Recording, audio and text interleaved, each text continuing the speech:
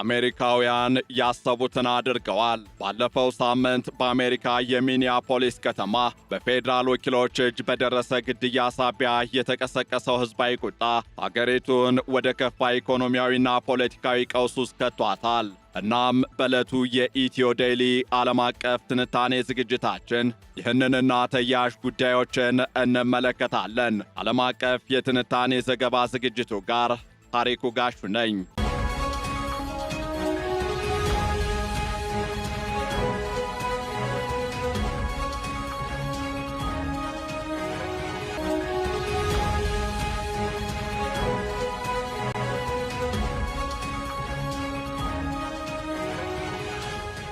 በቅርቡ በአሜሪካ የሚኒያፖሊስ ከተማ በፌዴራል ወኪሎች እጅ በደረሰ ግድያ ሳቢያ የተቀሰቀሰው ሕዝባዊ ቁጣ ሀገሪቱን ወደ ከፋ ፖለቲካዊ ምስቅልቅል ውስጥ ከቷታል። በአሌክስ ፕሬቲና ሬኔ ጉድ ላይ የደረሰውን ግድያ በመቃወም ሀገራዊ የሥራ ማቆም አድማ ወይም ናሽናል ሸትዳውን በሚል መሪ ቃል የተጠራው ሰልፍ በፕሬዝደንት ዶናልድ ትራምፕ የኢሚግሬሽን ፖሊሲዎች ላይ ከፍተኛ ጫና እያደረሰ ይገኛል። ይህ ተቃውሞ ከጎዳና ባለፈ የዋሽንግተንን የፖለቲካ መንደር በማናወጥ የአሜሪካ መንግሥት ከፊል መዘጋት ወይም ፓርሻል ገቨርንመንት ሸትዳውን ውስጥ እንዲገባ ምክንያት ሆኗል። የተነሳውን ሕዝባዊ ተቃውሞ ተከትሎ ሴኔቱ የበጀት ስምምነት ላይ ቢደርስም የሕዝብ ተወካዮች ምክር ቤት ወይም ሃውስ ኦፍ ሪፕሬዘንታቲቭስ በረፍት ላይ በመሆኑ እገዳው ቢያንስ እስከ ሰኞ እንደሚቀጥል ተረጋግጧል። የሀገራዊ ሥራ ማቆም አድማ ተቃውሞው ዝርዝሮችና ተቃውሞው የተቀሰቀሰው በሚኒያፖሊስ ከተማ በአይሲኢ ወይም በኢሚግሬሽን ኤንድ ከስተምስ ኢንፎርስመንት ኤጀንትስ እንዲሁም በድንበር ጥበቃ ወኪሎች አማካኝነት የ37 ዓመቱ ነርስ አሌክስ ፕሬቲ እንዲሁም የ37 ዓመቷና የሦስት ልጆች እናት የሆነችው ሬኔ ጉድ መገደላቸውን ተከትሎ የተቀሰቀሰ ነው። ለአይሲኢ የሽብር አገዛዝ የገንዘብ ድጋፍ ማቆም አለብን የሚል መፎክር ያነገቡት አዘጋጆች አሜሪካውያን ከሥራ ከትምህርትና ከገበያ እንዲታቀቡ ጥሪ አቅርበዋል። ይህ ጥሪ በከፍተኛ ሁኔታ ተሰሚነት ያገኘ ሲሆን በተለይም በሚኒሶታ ዩኒቨርሲቲ ተማሪዎች አነሳሽነት በ46 ግዛቶች ውስጥ የሚገኙ በመቶዎች የሚቆጠሩ ድርጅቶች ለተቃውሞው ድጋፋቸውን ሰጥተዋል። ተቃውሞው በዋና ዋና የአሜሪካ ከተሞች ላይ ጉልህ ተጽዕኖም አሳርፏል። ላብነትም በአትላንታ ተማሪዎች ትምህርት ሲያቋርጡ፣ በፊላደልፊያ ሠራተኞች ሥራቸውን ጥለው ወጥተዋል። በሎስ አንጀለስ የትራፊክ ፍሰት ሲዘጋ፣ በኒውዮርክ ደግሞ በርካታ የንግድ ተቋማት ተዘግተው ውለዋል። ታዋቂዎቹ ተዋናዮች ፔድሮ ፓስካል፣ ሃና አይቢንደር እንዲሁም የራፕ ሙዚቃ አቀንቃኙ ማክለሞር ተቃውሞውን በማኅበራዊ ሚዲያ ገጻቸው ሲያስተዋውቁት ተስተውሏል። ሃና አይንቢንደር ጉልበታችንንና ካፒታላችንን መከልከል ትልቁ የመደራደሪያ አቅማችን ነው በማለት ተቃውሞው በኢኮኖሚው ላይ ሊያደርስ የሚችለውን ጫና ገልጻለች። ይህ ሰፊ ሕዝባዊ እንቅስቃሴ በትራምፕ አስተዳደር ስር ባለው የኢሚግሬሽንና የጉምሩክ ተቆጣጣሪዎች ተቋም ላይ ትልቅ ጥላን አጥልቷል። በኢሚግሬሽን ወኪሎች ወይም አይሲኢ ኤጀንትስ ላይ ያረፈው ጫና የተቃውሞው ዋነኛ ኢላማ የሆኑት አይሲኢ እንዲሁም የድንበር ጥበቃ ወኪሎች በአሁኑ ወቅት ከከፍተኛ የሕዝብ ትችት ባለፈ በሕግ ደረጃ ጥብቅ ቁጥጥር እንዲደረግባቸው የሚጠይቅ ጫና እያጋጠማቸው ይገኛል። የትራምፕ የድንበር ጉዳዮች ኃላፊ ቶም ሆማን በስደተኞች ወኪሎች ላይ የሚደርሰውን ጫና ለመቀነስ የማፈግፈግ ዕቅድ እያዘጋጁ መሆኑን ቢገልጹም ተቃውሞው ግን የቀጠለ ይመስላል። ከዚህ ጋር ተያይዞ የዲሞክራቶች ጥያቄ ወኪሎቹ በሚንቀሳቀሱበት ወቅት የፊት ጭንብል ወይም ማስክ እንዳይለብሱና የሰውነት ካሜራ ቦዲ ወርን ካሜራ እንዲታጠቁ የሚያስገድድ ነው። በተጨማሪም ወኪሎቹ የፍተሻና የእስር ትዕዛዝ ሲያወጡ ከራሳቸው ተቋም ሳይሆን ከገለልተኛ ዳኛ ፈቃድ እንዲያገኙ ይፈለጋል።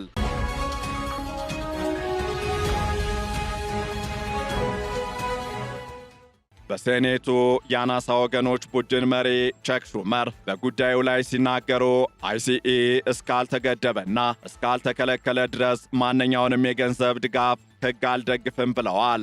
አክለውም ይህ አሜሪካ አይደለችም፣ በምስሎቹ ላይ የምታዩት ነገር እጅግ አሳፋሪና መለወጥ ያለበት ነው በማለት ቁጣቸውን ገልጸዋል። ይህ አቋም በትራምፕ አስተዳደር ላይ ከፍተኛ ፖለቲካዊ ኪሳራ እያደረሰ ሲሆን መንግስትም ለዲሞክራቶች ጥያቄ በከፊል እጅ እንዲሰጥ አስገድዶታል። ሆኖም ትላንት ዓርብ ምሽት ሴኔቱ የመንግስት እገዳን ለማስቀረት የሚያስችል የ1.2 ትሪሊዮን ዶላር የበጀት ፓኬጅ በ71 ለ29 ድምፅ አጽድቋል። ነገር ግን ይህ ውሳኔ በወቅቱ ተግባራዊ ሊሆን አልቻለም። ምክንያቱም የተወካዮች ምክር ቤት አባላት በረፍት ላይ በመሆናቸው እስከ ሰኞ ዕለት ድረስ ድምፅ መስጠት አይችሉም።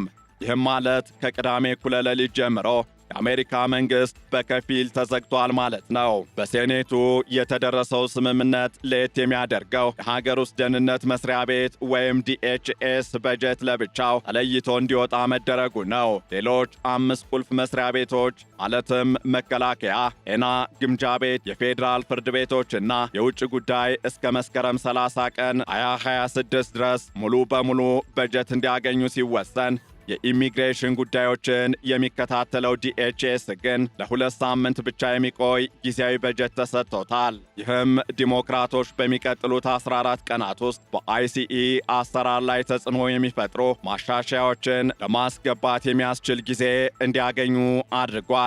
የሪፐብሊካን ሴናተር ሌንዚ ግራሃም መጀመሪያ ላይ በጀት እንዳይለቀቅ ጥብቅ ቁጥጥር አድርገው ነበር። ከዚህ ጋር በተያያዘ ግራሃም ሳንክቹዋሪ ሲቲስ ተብለው የሚጠሩት እንዲሁም ለፌዴራል ኢሚግሬሽን ወኪሎች ትብብር የማያደርጉ ከተሞችን የሚቀጣ ሕግ እንዲወጣም ጠይቀዋል። በመጨረሻም የሴኔቱ አብላጫ መሪ ጆን ቱን በቀጣይ ሳምንታት በጉዳዩ ላይ ድምፅ እንዲሰጥ ቃል በመግባታቸው ግራሃም ተቃውሟቸውን አንስተዋል። በሌላ በኩል የቀድሞው የሲኤንኤን ጋዜጠኛ ዶን ሌመን በሚኒሶታ ቤተ ክርስቲያን ውስጥ በተካሄደ ተቃውሞ ላይ ተሳትፏል በሚል በኤፍቢአይ መታሰሩ በዲሞክራቶች ዘንድ የአይሲኢን በጀት መከልከል አለብን የሚለውን አቋም ይበልጥ እንዲጠናከር አድርጎታል። የተመደበው በጀት ውጥረትና የትራምፕ ሁኔታ የበጀት ድልድሉ ከፍተኛ ውጥረት የታየበት ነው። ዲሞክራቶች የዲኤችኤስ በጀትን ከጠቅላላው ፓኬጅ በመለየት ትልቅ ድል እንደተቀዳጁ ይሰማቸዋል። በሌላ በኩል ደግሞ ፕሬዝደንት ዶናልድ ትራምፕ በኤክስ ገጻቸው ላይ ባስተላለፉት መልእክት ሪፐብሊካኖችና ዲሞክራቶች በጋራ ሆነው አብዛኛውን የመንግስት አካል የሚደግፍ በጀት በማጽደቃቸው ደስተኝነታቸውን እየገለጹ ይገኛሉ። ለዚህ ደግሞ በምክንያትነት የሚጠቀሰው ፕሬዝደንቱ የአሜሪካን ሕዝባዊ አመፅ ተከትሎ ሴኔቱ ከዚህ የባሰም ውሳኔ ሊያስተላልፍ ይችላል የሚል እሳቤ ስለነበራቸው መሆኑ እየተነሳ ይገኛል። ፕሬዝደንቱ እንዲህ ሲሉም አክለዋል።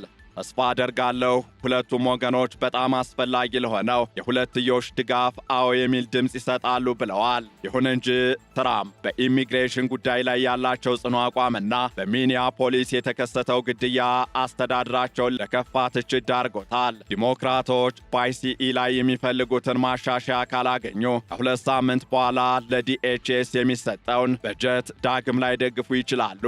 ይህ ደግሞ የሀገሪቱን የጸጥታ መዋቅር አደጋ ላይ ሊጥል የሚችል ነው።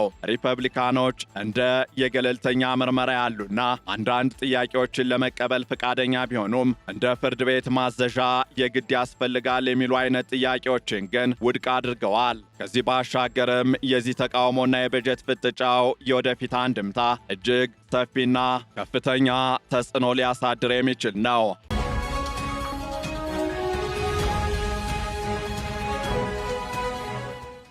አንደኛው የአሜሪካ የዲሞክራሲ ሙከራ ወይም ልምምድ አደጋ ላይ መውደቁን የሚገልጹ ስጋቶች መኖራቸው ነው። ከዚህ ጋር ተያይዞ ሰላማዊ ዜጋዎች ጭንብል በለበሱ የፌዴራል ወኪሎች መገደላቸው የፈላጭ ቆራጭነት ምልክት ተደርጎ እየተወሰደ ነው። ይህ ደግሞ በሕዝቡ ዘንድ ለመንግሥት ያለውን አመኔታ እጅግ ቀንሶታል። የዲሞክራቶች ጫና በትራምፕ አስተዳደር ላይ መቀጠሉም የማይቀር ነው። በሚቀጥሉት 2 ሳምንታት የሚደረጉ ድርድሮች የአይሲኢን ወይም የስደተኞችና የጉምሩክ ቁጥጥር ኤጀንቶችን የወደፊት አወቃቀርና ስልጣን የሚወስኑ ይሆናሉ። ሩመር እንዳሉት የአሜሪካ ሕዝብ ለውጥ ለማግኘት እየጮኸ ይገኛል። ይህ የዲሞክራቶች ድል ነው። ነገር ግን ስራው ገና አላበቃም። ሪፐብሊካኖች በበኩላቸው የኢሚግሬሽን ቁጥጥር መላላቱ የሀገር ውስጥ ደህንነትን አደጋ ላይ ይጥላል የሚል ስጋት አላቸው። እናም በሚኒያፖሊስ የተቀሰቀሰው ሀገራዊ የሥራ ማቆም አድማ ተራ ተቃውሞና የጎዳና ላይ ሰልፍ ብቻ ሳይሆን የአሜሪካን የፌዴራል አስተዳደርና የሕግ አውጭ አካላትን ያስገደደ ትልቅ ፖለቲካዊ እንቅስቃሴ ሆኗል። ምንም እንኳን መንግሥት ለጊዜው በከፊል ቢዘጋም ሰኞ ዕለት የተወካዮች ምክር ቤት አባላት ወደ ሥራቸው ሲመለሱ ሁኔታው እንደሚቀየር ይጠበቃል። ሆኖም ግን በኢሚግሬሽን ፖሊሲ ዙሪያ ያለው ጥልቅ ልዩነትና የዜጎች ደህንነት ጥያቄ የአሜሪካ ፖለቲካ በቀጣይ ወራትም በውጥረት ውስጥ እንደሚቆይ አመላካሽ ተደርጎ ይወሰዳል። በአንጻሩ ደግሞ ዲሞክራቶች ይህ ሽብር መቆም አለበት በሚለው አቋማቸው ከቀጠሉ ትራምፕ በሚቀጥሉት ምርጫዎችና በፖሊሲ ማስፈጸሚያዎቻቸው ላይ ከፍተኛ መሰናክል ሊገጥማቸው ይችላል። ያለፉት ቀናት ክስተቶች እንደሚያሳዩት የአሜሪካ ፖለቲካዊ ምህዳር በሁለት ጽንፎች የተከፈለ ነው። በአንድ በኩል ሕግና ስርዓትን ለማስከበር ጥብቅ የኢሚግሬሽን ወይም የስደተኞች ቁጥጥር ያስፈልጋል የሚሉ ወገኖች ሲኖሩ፣ በሌላ በኩል ደግሞ የዜጎች ሰብአዊ መብትና የፌዴራል ወኪሎች ተጠያቂነት ቅድሚያ ሊሰጠው ይገባል የሚሉ ድምፆች በከፍተኛ ሁኔታ እየተሰሙ ነው። በሚቀጥሉት 2 ሳምንታት የሚደረገው የዲኤችኤስ በጀት ድርድር አሜሪካ የኢሚግሬሽን ፖሊሲ አዲስ አቅጣጫ የሚይዝበት ወይንም ደግሞ ይበልጥ ወደ ከፋ ፍጥጫ የሚያመራበት ወሳኝ ምዕራፍ ይሆናል።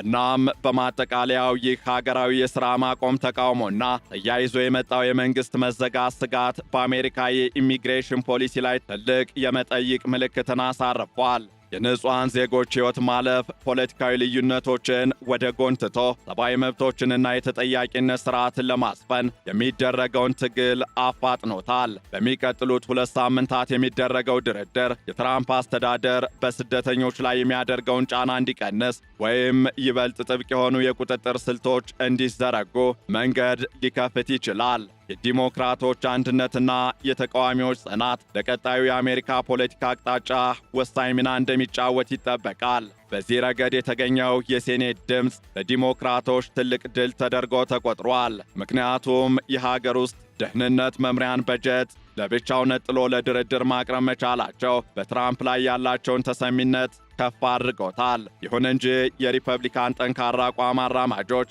ወይም ሃርድላይነርስ በሕዝብ ተወካዮች ምክር ቤት ውስጥ የሚያደርጉት ተቃውሞ ስምምነቱን ሊያደናቅፈው ይችላል። እንደ ሴናተር ሌንዚ ግርሃም ያሉ ሪፐብሊካኖች ደግሞ የዲሞክራቶችን ጥያቄ ለመቀበል የራሳቸውን ሳንክቹዋሪ ሲቲስ እገዳ ሕግ እንደ ግዴታ ማቅረባቸው ፖለቲካዊ ፉክክሩን ይበልጥ ውስብስብ አድርጎታል።